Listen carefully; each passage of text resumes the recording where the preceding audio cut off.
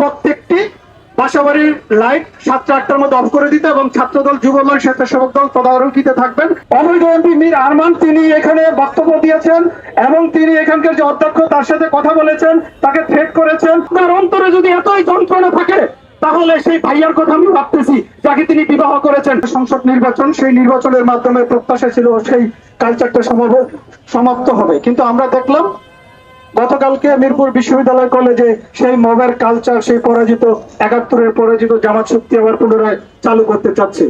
আমরা দেখেছি সেই ৭১-এর যে আল বদর বাহিনীর চট্টগ্রামের প্রধান, আন্তর্জাতিকভাবে স্বীকৃত রাজাকার মীর কাসেম আলীর ছেলে এখানকার মীর আরমান, অবৈধ এমপি মীর আরমান তিনি এখানে বক্তব্য দিয়েছেন এবং তিনি এখানকার যে অধ্যক্ষ তার সাথে কথা বলেছেন, তাকে থ্রেট করেছেন এবং বিভিন্নভাবে এই শিক্ষা প্রতিষ্ঠানে প্রভাব বিস্তার করার চেষ্টা করেছেন।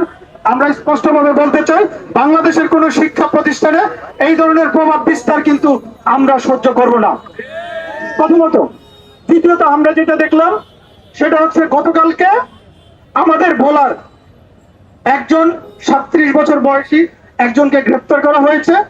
গ্রেফতার করার যে কারণ যেটা আমরা দেখলাম সেটা হচ্ছে তিনি সামাজিক যোগাযোগ মাধ্যমে প্রচন্ড ভাবে সরকার বিরোধী এবং বিভিন্ন ব্যক্তিকে টার্গেট করে তিনি প্রপাগান্ডা চালাচ্ছেন।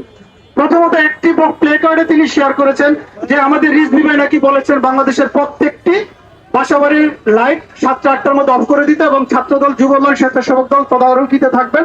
এবং এইটা শেয়ার করে তিনি লিখেছেন ছাত্রদল, যুবদল নাকি সেখানে চাঁদাবাজি করতে যাবে।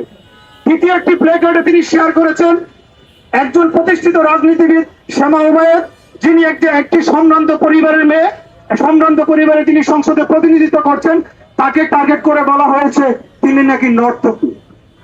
আমাদের আশা আকাঙ্ক্ষার প্রতীক জনাব তারেক রহমান এবং তার মেয়ে জনাব জাইমা রহমানকেও কিন্তু এই মহিলা সমালোচনা করতে ছাড় দেয়নি। আমি ওনার টাইমলাইনের পোস্টগুলো দেখলাম, তিনি অন্তর্জালায় জর্জরিত, এত বেশি জর্জরিত, তিনি তাহলে ভাইয়াকে নিয়ে ঘুমান কিভাবে রাতে?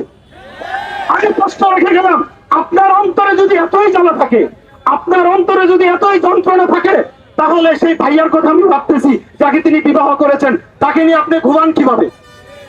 প্রশ্ন রেখে গেলাম।